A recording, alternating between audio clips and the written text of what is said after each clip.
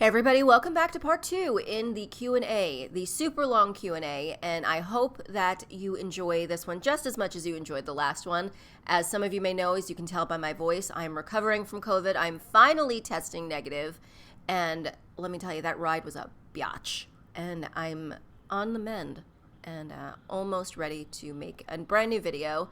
Hope you enjoy that one, but until then, welcome to part 2. Decado Prime asks, do you think that being goth is more mainstream and acceptable nowadays compared to back in the 90s and 2000s? Yeah. Back in the day, particularly like the further back you go, you were beat up for it. You were attacked, beat up.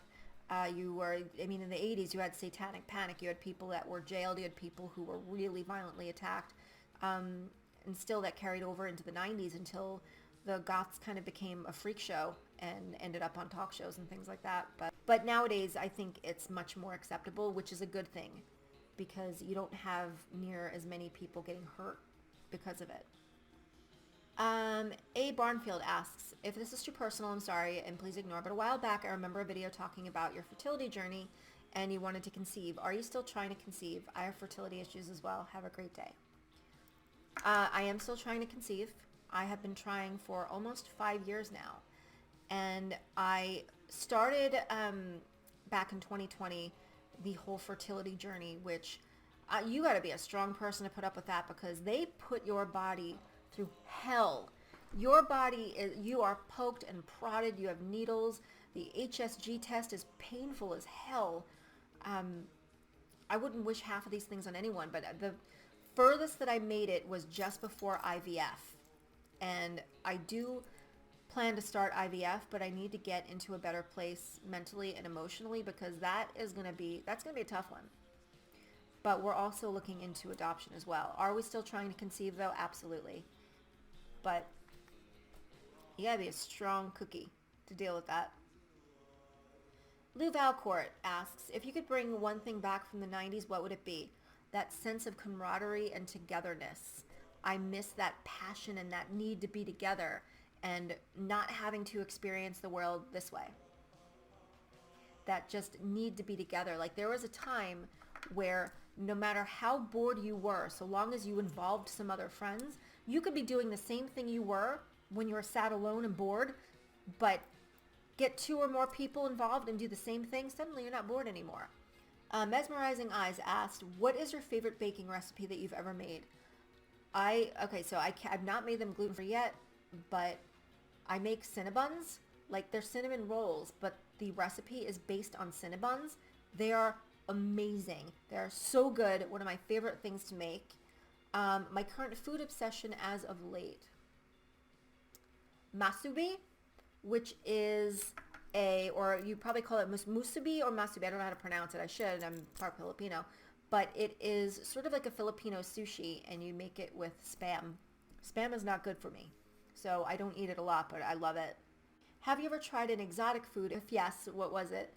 I don't know if I would consider it exotic, but I've eaten weird meats. I've had springbok, ostrich, pigeon, gator, what else? Elk, Mouse227. Updated hair care routine. How long did it take you to grow your hair as long as it did? Protective hairstyles for sleeping, work, etc. I love your channel and am learning a lot about something that I care a ton about. And found a bunch of wonderful artists through you. Yay! But honestly, your hair has always had me the most intrigued. Literal goals. Thank you. So, a lot of people don't like this answer, but I apologize. I don't really have like a specific routine that I use. I do have seborrhea dermatitis, which is basically you get like dandruff looking things, dry scalp. I would describe it in a more medical sense, but I think for lack of a better way to put it, it's just kind of dandruff. I have to use ketoconazole shampoo, which nixes it, and it can really dry your scalp out, but it's also a very good clarifier. So what I would recommend if you use a lot of serums, try to use a clarifying shampoo once every couple of weeks to kind of strip it of the buildup, but it will dry your hair out, so you want to put on a really good hydrating conditioner after that. But I really don't do anything special. As far as growing out my hair, It took me a good few years.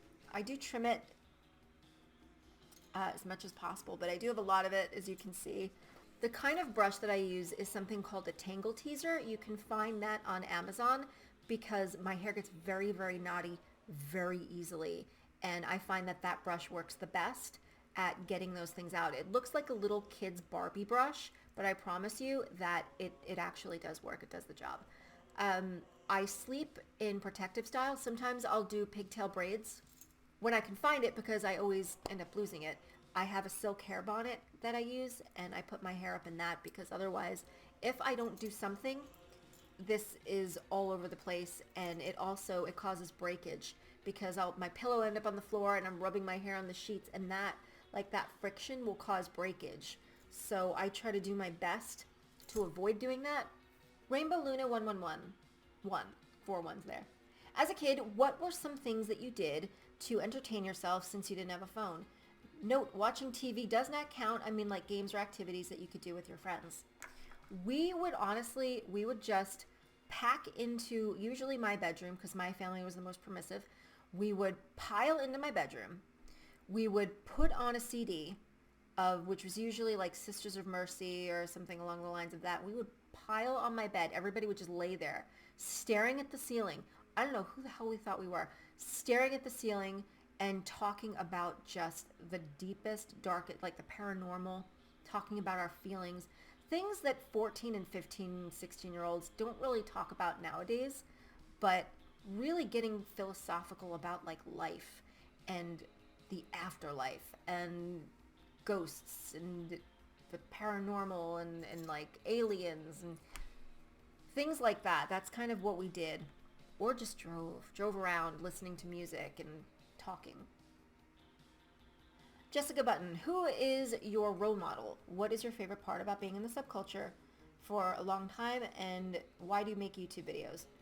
I don't really have a role model, really. If I were to pick anybody, I would say when I was younger, I loved Tina Root of Switchblade Symphony, her vocals.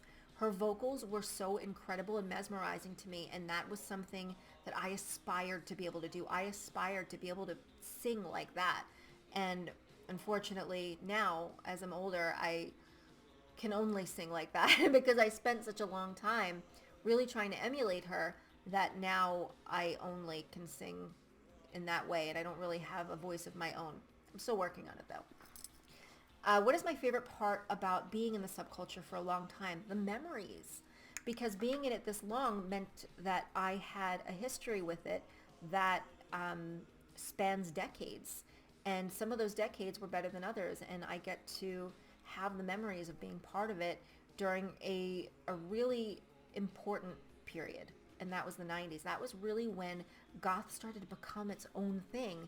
And the fact that I get to say that I was part of that, and the fact that I got to witness it, those memories, if I just kind of close my eyes and think about it, I can feel it.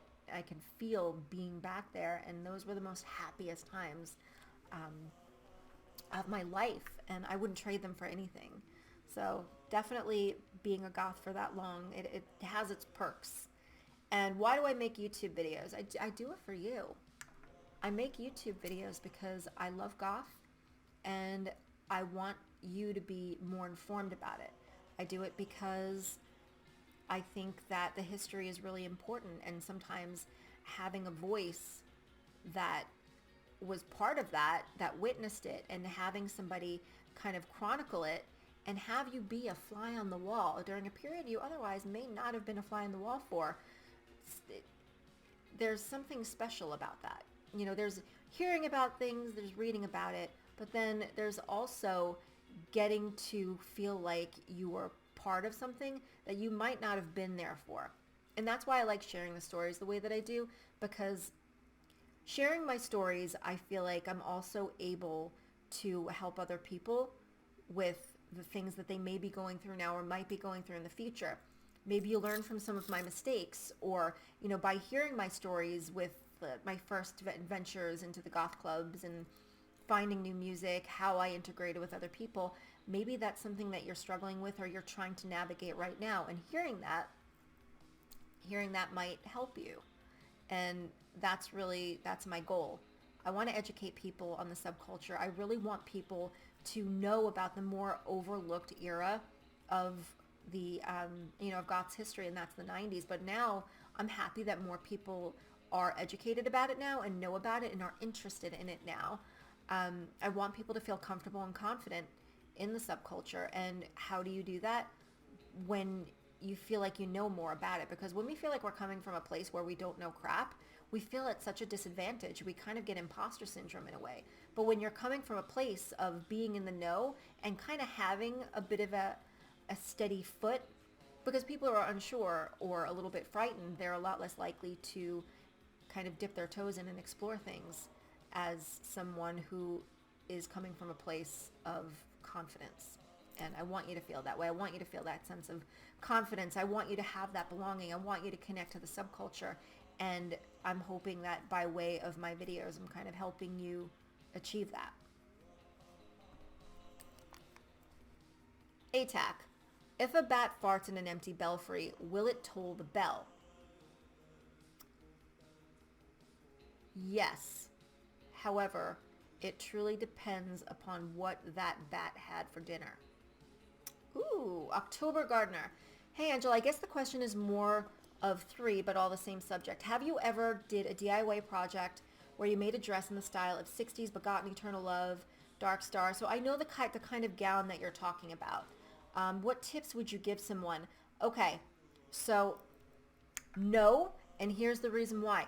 I'm not great with sleeves. So any tips that I would give somebody, really study sleeves, because this part, like, getting the bodice right, getting the dress right, surprisingly, that's the easy part. The hard part are the sleeves, because you might get the shape right, but this part right here, the armpit, surprisingly difficult. So really practice sleeve work first. Once you get those sleeves down, everything else will fall into place. But eventually, I do want to make a dress like that.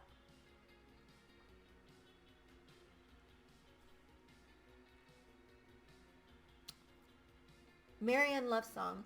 Hi Angela, I have a fashion question. I have a lot of basics in my wardrobe because I'm unsure of how to style or accessorize or make it suitable for day-to-day life, like going to uni classes. Also, I'm unsure of what to use for winter clothes, as most of the gothic attire that I've seen is not suitable for colder environments. Do you have any suggestions on which pieces I can use to keep my style whilst keeping warm? So yes, they have these tights. They're fleece tights, but they don't look like fleece. So they're regular kind of sheer tights, but underneath are these nude kind of fleece leggings. So it gives the impression of you're wearing tights, but they're actually very warm. So I would recommend getting some of those in your wardrobe. Oversized black sweaters. Accessories always do the talking. You can have basics, but your accessories are really what's going to make it work. Ragsignal said, as I understand that you started goth in the mid-1990s with the music from that time. I'm going to try to say this name properly. Ragsignal says that, as I understand, you started in the goth scene around the mid-1990s with music from that time. Around what time did you begin to learn more about the origins of the goth subculture and which bands? So the thing about the 90s that was really interesting is that despite it being the 90s, we were very much focused on the 80s. Now, we loved a lot of the current 90s bands, but what was really important was having that knowledge of the 80s because we knew what the roots were. And there were also a lot of people that were around that were the OGs. They were from the 80s. It's not like they were very old. I'm older now than some of them were back then. 80s music was very part and parcel with being part of the subculture in the 90s. So it's not like we only listened to 90s music back then. A lot of my music that I listened to was based in the 80s. So one of the first goth CDs I ever bought from the 80s, it was Russian Roulette by Lords of the New Church. Hated it when I first got it. Took me a while to get into it, but then after I did, I loved that band. But I also listened to Specimen, Alien, Sex Fiend, Sisters of Mercy, Bauhaus. But there were a lot of bands that I listened to back then that were part of my heavy rotation that were based in the 80s, and they were pretty much part of the upcoming of the scene. It was weird back then because we happened to know quite a lot about the origins and the history just by way of being part of it, and I don't remember ever really researching it. I just remember bits and pieces of information being passed along by way of conversation and people that you meet, and you just sort of eventually knew. And I find that really interesting how that happened. It was just by way of being part of it, eventually you just kind of had the history down pat. You kind of got me curious now. Ronnie wants to know, if you could change one thing about the subculture, what would it be? And how do you see the subculture moving toward the future? Top 5 famous people, alive or dead. Oh, this is a lot. All right, so I think I want to go with if I could change one thing about the subculture. I would bring back that sense of community that we had way back when, because there was this sense of just wanting to seek out your tribe so badly and just wanting that sense of togetherness and connecting to things on such a deep level. Whereas today it's kind of a lost art because we're so conditioned by technology, and it's easier for the older generation to do, but when it comes to the younger generation that really grew up with technology, with their phones, with computers and things like that, the problem is when you experience life this way, you're kind of experiencing it with a bit of a buffer, and you're not really getting the full experience. You know, you're just kind of, you're more of a bystander or a witness to things rather than like actually experiencing it and feeling all the things that go along with it. And since we didn't have these kinds of things, we connected to things much more. And I know I say this so much, but there's so much to be said about the whole concept of getting in a car, driving around with your friends and just listening to music without the phones and just being part of it, having conversations, listening to the music, being part of the moment. And I know that a lot of people that are part of the newer generation really yearn for that kind of thing, and they struggle with it. And I understand why. I'm no different. You know, I have my phone in my hand all the time now, and I can understand why it would be difficult. The ability to be able to put our phones down and be okay with that and want to just experience and feel things and live in the moment, I miss those times. And that's something that I would certainly bring back and hope that the newer generations can experience. Leah Odyssey 123. I think you would be a fun, cool goth mama. Would you consider adoption if you can't birth a child? Absolutely. We're already looking into adoption. And I always wanted to have unfortunately, my husband's the same way. I've always wanted to have a child of my own biologically and adopt. I always wanted both. And if we can't, have a biological child, then we'll just adopt 2 kids. It doesn't matter if they're siblings. I don't care. I don't see much of a difference with being a mother to a child I birthed versus one that made its way into my life by other means. I would be just as much as a loving and doting mother regardless. I don't care if I carried them and gave birth to them or if someone else did and they just, they needed a home and a life. I would be happy to provide that. I would love that. I would love that child regardless. So absolutely. Absolutely. Fem Sword asks, hi Angela, question. Do you ever foresee goth culture making a big comeback in the near future? Music, fashion, inside the US or outside? I'm from the UK, and most of the time the subculture feels literally dead. It's already coming back. I think a good way to mark the temperature of how the goth scene is doing is look at what the OGs are doing. We got Corpus Delicti and The Wake coming out of an over 20-year hiatus and touring and making new music. I would say that is a pretty good marker as to what's going on in the goth scene now. So it's not only making a comeback, it pretty much has. And if it hasn't made its way to you yet, give it a couple of minutes. It will. Goth scene is doing great right now. Ashley, hi Angela, I found your channel from your witch unboxing videos and ended up sticking around. I also am in the group of people who watch your cooking videos. My question is, where do you stand on your spirituality now that a few years have passed? Has anything changed for you? Thank you for sticking around. As far as spirituality, I'm still very much the same. I am a very spiritual person, and I'm open to hearing other people's points of views, and I love to hear them, and I love to kind of learn about different spiritual paths and things. Something new that I'm kind of really getting to know more is after kind of finding out that one of my close relatives was a strega, which is stregoneria, which is a type of Italian witchcraft. I've been focusing on that quite a lot and learning a lot more about that, because I remember that she used to do a lot of things related to Strega magic to kind of help and heal the family. She used to bless everything. I remember my mother told me a story. She came to the house once when we moved into a new apartment, and she said, "Oh, bless the new refrigerator." And my Nana was like, "That's not a new refrigerator. It came with the apartment." She's like, "Okay, well then bless the food in it." And looking into all of the practices and the beliefs of Strega, I love it. I love learning about it, and I find it all really fascinating and interesting. So that's kind of knowing that it's a part of who I am and part of my family is something that I'm really excited about learning about. James 1014328. When it comes to commentary on the goth subculture, your channel stands out the most and your content is creative. Thank you. 2020 was a son of a bitch. Cancel culture and tribalism got much worse as well. We all made it so far, that is, but we're still here, and I'm glad you push to destigmatize shit. And I'm glad you push to destigmatize mental health, which is the cherry on top. You also inspire others that you're never too old for the subculture. Normies never have personality. As to my question, what are your top Sisters of Mercy songs? Oh, 9well9, Alice, Marianne, what else are my favorites? And Temple of Love, but the one with Afra Haza singing on it. I love her vocals. She's so incredible. God, can you imagine being able to vocalize like that? I would love that.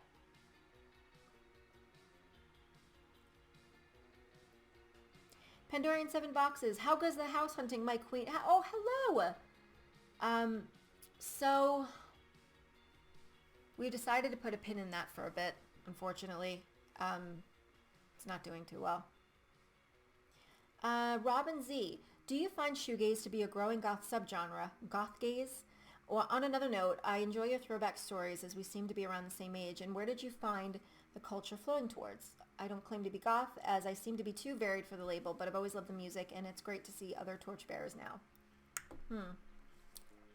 Shoegaze, I feel like, has always been at least adjacent to the subculture, because I know that there are a lot of people who favor, say, ethereal, will always love shoegaze as well. And I always consider shoegaze to be very much adjacent and part of the subculture, despite not really being part of the umbrella.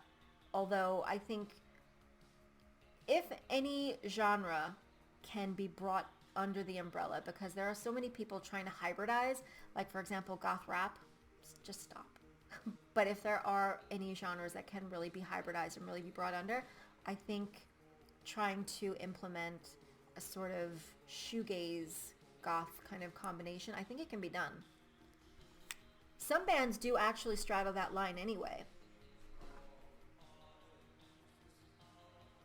Hi, Blackfeather asked, hi there, have you discovered new things about your partner since the pandemic began or vice versa? Yes. He's a fucking badass. He works in healthcare, and given the things that he had to endure and witness, I don't know how he did it. Blood Rose 75. Hi, looking fantastic as usual. I'd like to ask, following the Sophie Lancaster murder, do you think that society as a whole is more tolerant, compassionate, and knowledgeable about the challenges we face, and has the moralistic, religious, homophobic persecution directed toward goths and other subculture spaces notable significance? Do you feel with the passing of time the true horror of these events have been forgotten by the mainstream media?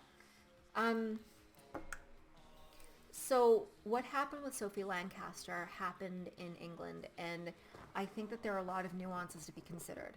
And that is that in the UK you have antisocial behavior by way of chavs, by way of yobs, people like that who are actively seeking out people who are different and attacking them, but it's more of a mob mentality. Like, I've seen the way that they are. Not really set upon by them, but I've had things shouted at me by way of chavs when I lived in England, and my husband has been attacked, physically attacked by gangs of them on many occasions. He's had ribs broken.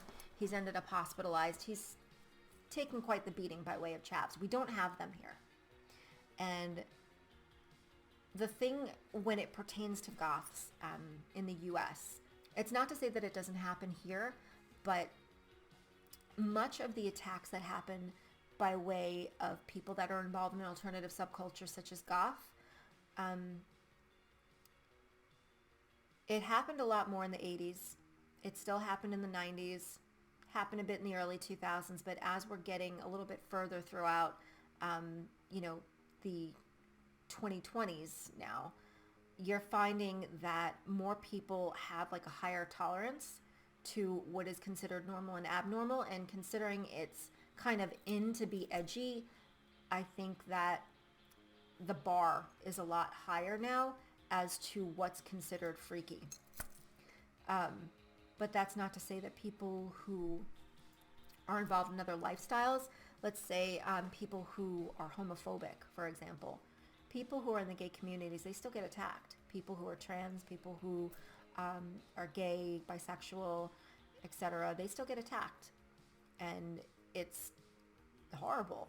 I don't think people like Sophie Lancaster, for example, will ever be forgotten. No. And I hope not, because what happens is when people forget history, we can oftentimes repeat it. So it's important to remember those things and remember the people who were lost as a result. Sheely B. Hello, Angela from Kansas City. A couple of randoms. Have you ever considered vlogging, and can you do an updated home tour, and what are your career goals? I used to vlog a lot more, but those videos never really did very well because people never really seemed very, very interested. I'd like to vlog a bit more. But unless people show a little bit more interest, putting forth all of that effort to do all of that just to have like nobody watch it, it's like, come on now. It's a little bit off-putting. Doesn't mean I wouldn't like to. Sorry, my back went crooked. Updated home tour when I move, because this home is meant to be quite temporary. I'm still interested in nursing because I would like to get involved in medical aesthetics, but I'm also very interested in how the way diet and nutrition affects your overall skin health, and I'm interested in studying that a little bit further. So that's something else that I've been really looking into. Spencer Jacobs, were you ever struck by a musician's death? If so, who was it? David Bowie. Danny, advice for finding shows near a major city. Facebook is probably a great place to look. Start following all the bands that you really like, and what'll end up happening is any updates with shows or even releases, they're going to end up in your feed, so you'll be able to find shows that way. Sierra, so we get a skincare question. Do you have any suggestions on how to keep your skin looking fresh and not oily throughout the day? What I would recommend, it's called rice paper, comes in a little booklet, and it's these little paper sheets, and they have a bit of powder on them, and you just sort of press them on your face, and they absorb all the oil and then put a little bit of powder in its place to kind of mattify your skin and absorb all of that excess oil. But if you just look up oil blotting rice paper sheets, you should be able to find them. Anime6133, I'm curious about how to tell if a band is goth or not. Go to the rgoth Reddit community, post your videos there, and ask if these bands are goth, or check out Kelly Cadaver. Aura Benton, regarding gatekeeping, how do you know you've graduated from baby bat to just goth? To that, I say when you no longer feel like the kid at the kids' table and you feel like you're ready to sit at the big kids' table. That's how I felt. So from the Harmonious Path with Jen, she asked, do you have any thoughts on entering the goth scene later in life? I'm 43, single, no kids, and only in the past few years have I truly ventured into the scene. I've been goth in my mind since I was a teen, but thanks to super conservative and I'm sorry to hear that, repressive parents, and then a string of controlling, manipulative relationships. Eek. As an adult, I wasn't able to be out. I'm so sorry, doll. I feel like I know a lot about the music, but I always appreciate lists of bands to see what I'm missing. But just any thoughts in general about finding your place, especially in a city that is extremely cliquey, and sports oriented. So I always tell people this. I try to tell people to kind of go to the Reddit goth community and to go on Facebook and look at other goth communities and try to find things in your area that way, because there are bound to be people that are from your area, maybe outlying cities, anything that's, kind of a close driving distance. It doesn't matter what age you are when you're getting involved. The important thing is you're there. So fortunately, there's always that. And I'm glad that even though you've had like a crap time for a pretty extended period where you were repressed from being who you are, at least now you're making up for lost time, and that's always a good thing. If you're looking for playlists, I would say Kelly Cadaver and Ligea Resurrected, also great resources for new music. And if you're looking for any of the older classic stuff, definitely check my playlists as well, and you'll find things there. But the best place to start, definitely look at the online communities and see what's going on in your area. Now I'm just going to kind of spin it and see where I end. HG asked, how do you convince your religious parents that being goth is not bad? Well, I made a video about it not that far, no, that is that far back. I think it was about 2018 that I made it, and it is about all the misconceptions surrounding goth, and it's actually aimed at the parents of young goths. So hopefully you might find that useful. Satan's Butthole. Nice name. Advice on buying CDs. Some of the CDs I've been looking for are ones that I can only find used, and I don't know if there are any certain red flags that one should look for when searching eBay or other sites. You can buy CDs off Bandcamp. If you go on Bandcamp, just look for the band that you like, and you'll be able to find some there. Looks like somebody answered you. Yeah, Rose said Discogs as well. But yeah, try Bandcamp and Discogs. Adam Van Kinnear. There's a few questions here. I don't know if I'm going to be able to get to them all, so let's just kind of look through and I'll select one.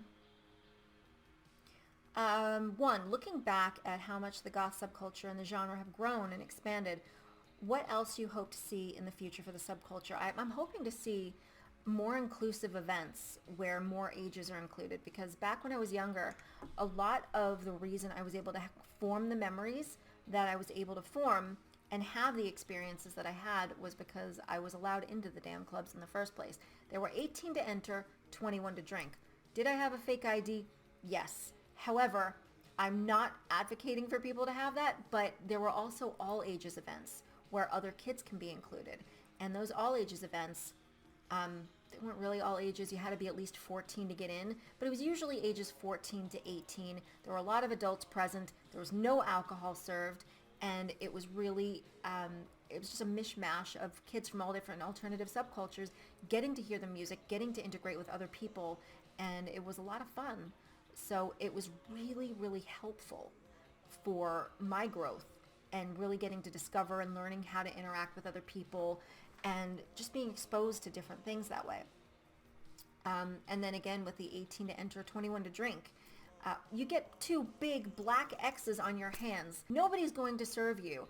And again, with the 18 to enter, 21 to drink, I think that it's crazy that somebody has to wait until they're 21 years old, which the formative years in their life have already passed, and they didn't once get to attend a goth event. No, I think they need to add more 18 plus events. It sucks. Let people in, just do the 18 to enter, 21 to drink. You give the people who are 21 plus the drinking bracelet. You get the people that are 18. You draw two X's on their hands so the people at the bar do not serve them. And then you just have the bouncers, as they always did, look around and make sure that the people with the X's on their hands don't have an alcoholic beverage in their hands. And you're good as gold. They need to be more inclusive. Do I enjoy Cocteau Twins? I do. I do enjoy them. They're just a little bit like, you gotta be in a mood to listen to them. Their weird ass made up language. Nexus Prime. Is The Crow a good movie about goth subculture? How should movies represent goth, or what aspects of it should be shown? I think no.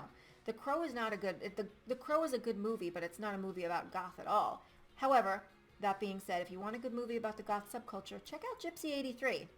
Hey Shaker, have you been to any nice cemeteries or other spooky places lately? Yes, Sleepy Hollow. I went to Sleepy Hollow for the Halloween parade, and we got to walk around a lot. It was beautiful. It was so beautiful, yet so spooky, because it was just, it was beautiful, but it had this eerie quality to it that was just so comforting. Do you ever have that where something is just really eerie and spooky, but even though it's slightly unsettling, it's still strangely comforting? It's like that. But I loved it. And I had a lavender latte there. You don't get those around here. But they had them in Sleepy Hollow. So good. Add lavender to your latte. Give it a try. NemFX. The last time you did one of these, you kept fighting with people asking you stuff. Who the hell was I fighting with? Eric Demira. How long does it take to go put your makeup on? If I'm going out to a club night, it does take me at least an hour to do because I'm very careful with it because I want it to stay despite a lot of sweating. Otherwise, if it's like a day look, like a regular day-to-day thing, like 25 minutes to a half hour. But that's because I always stop and start. I always get like sidetracked and do other things. Hey Angela, have you ever read any manga or watched anime? If so, what are your favorites? My husband started getting me into Bleach lately, and I liked a lot of that. I would like to get into more because it can be very campy and over the top in ways that make me laugh, but not in a way where I'm laughing at it, but where I find it amusing, and it's just very fun. Ali asks, or says, Hi Angela, this is my first comment on the channel. No questions yet. I just want to thank you from the depth of me for the content you create and the authenticity you project. You've inspired me to finally embrace myself at 35 and come out after 15 years of pushing back my identity. It always depended on whom I was dating or where I was working, external validation, or shall I say avoidance or rejection. I get that. It drove me toward being untrue to my inner baby bat. Yes, I've struggled with mental health issues, and that probably determined my career and relationship choices, so I don't blame anyone. I want to talk about that in a second, actually. Now, I understand that the only person that needs to be impressed by my taste in music, film, and art and approve of my attire is myself. That is true. And it finally is feeling so good. Thank you for being here. So, when it comes to blaming yourself for things, and this is something that's really important, when it comes to things like trauma, things that were done to us, and we often will blame ourselves for the trauma that we endured because we'll say, well, I shouldn't have gone out that night, or I shouldn't have worn that thing, or I shouldn't have gotten involved in that relationship. I should have seen the red flags. But the thing is, let's say, for example, you were manipulated into a relationship, like somebody pulled a bait and switch on you. You know, somebody said that they liked you for you, et cetera, and they manipulated you and presented one version of themselves, and then you get into a relationship and suddenly they become an entirely different person and they start emotionally breaking you down and gaslighting you. How is that your fault? If they were upfront with you in the first place, would you have gotten into a relationship with them? If they said right off the bat, I'm a manipulative piece of crap and I'm going to gaslight you and cause you to question your sanity, your recollection of events, and who you are as a person, and I'm going to make you lose your mind. If they said that from day one, would you have gotten into the relationship with them? Of course not. You'd have said no. So that being said, how is that your fault? Because you got into the relationship under false pretenses, and everything that was done to you from there on in is not your fault. Strawberry Dreams. I have a few questions. I'm new. Number 1, is it a requirement to use Marilyn Manson industrial or metal music as a gateway into the subculture? No. A sneaker can be your gateway into the subculture. It doesn't matter how you found the door so long as you found it. What are the qualifications to be a baby bat other than trying out the music? There are none. It's just the music. Goth is a music-based subculture, so it's either the music or nothing. 3, are you only allowed to completely goth out your look if you're not a baby bat anymore? You are fashionably allowed to explore anything that you want. Fashion is subjective. It's all about you. Fashion is a form of expression. If you want to put a traffic cone on your head, by all means, you do that. If that is who you are and that is how you want to express yourself, you do it. You don't have to be a baby bat or an elder to express yourself fashionably. You express yourself in whatever way feels most like you. Noxgoth. My question for you is that, do you believe that goth is more than just the music? The music just enhances our feelings and puts us in a mood of belonging, but that the goth scene is so much more. Like how we view the world, we're set apart from it, that the normal and the mundane is just boring. Yes, I do. I think that goth is obviously way more than just the music, however, it can't exist without it. But like you said, the music influences so many of the other things around it. Like, can you imagine experiencing some of this stuff without having this brilliant soundtrack? But as far as the goth scene is concerned, none of it could exist without the music. So do I think that there are all of these other things that make us who we are? Absolutely. There are certain things that are sort of textbook goth that aren't really related to the music. However, there are also certain things that are just intrinsic to who we are as people. But as far as all the other things, they can't exist without the music. But I do get what you're saying. Elena Telemontes. Overall, how are you doing and how did you meet your husband? I met my husband at a goth club in England called Chains on Velvet. Warnerberg, question 1. Which goth YouTuber would you like to interview or goth artist on your channel? And second, what was the best or favorite theme movie you ever watched lately or the last time? Thank you. Love your videos. Goth YouTuber would I love to interview? Victoria Fashion. And I'm going to interview her in a few months when she's here in my house. Look forward to that. It's going to be fun. I promise. I ask weird questions. My best or favorite goth themed movie. Gypsy 83 was great. Iesta. Upon being more active in the scene over the years, have you started to protect your hearing by wearing earplugs? It's so funny that you say that. I never did, but recently I need to. Because the last time I went to a club, my ears have been ringing ever since. Aaron Vargas. I'll take this as a sign because I need advice and I don't know how to deal with what I feel. How do I find the strength to leave someone toxic that I know is hurting me a lot, but I really don't want to walk away from? Rip off the Band-Aid, go no contact, and keep your friends close and around you at all times. Because your friends are going to be like medicine. They're going to be the ones that are going to be the listening ear. They're going to keep you distracted. They're going to keep that phone out of your hand every time you feel like falling off the wagon and calling that person. So when we stay with people that are toxic and we know that are bad for us, we stay with them because we have low self-esteem. And we stay with them because they are so familiar to us. Oftentimes when you stay with people that are like that, in a lot of ways they've broken you down and made you feel like that you can't have anyone else or you are nothing without them. When we find ourselves struggling to leave a toxic partner, it's because that person has broken down our self-esteem to the point of where we don't think very highly of ourselves anymore. You are a good person, that you do have qualities that are interesting and unique, and that people do care about you. And by going no contact and making sure that you keep that person far, far away from you, you don't have them psyching you out and trying to draw you back in, because the second you pick up that phone, they're going to find a way to draw you back in. But stay strong, dig your heels in, hold your ground, keep your friends around you, and before you know it, they'll be out of your system. I wish you the best. I'm going to call it here. I've answered as many of your questions as I can. My green tea has gone cold. My voice is going out, and I am in desperate need of a hot tea this time. Not this cold green tea monstrosity that I would never recommend unless it's actual cold green tea that you bought from the store or brewed yourself specifically to be cold, not tea that was hot once and then you allowed it to go cold.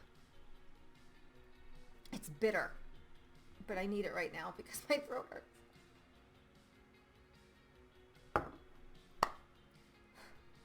Thank you so much for watching, and until next time.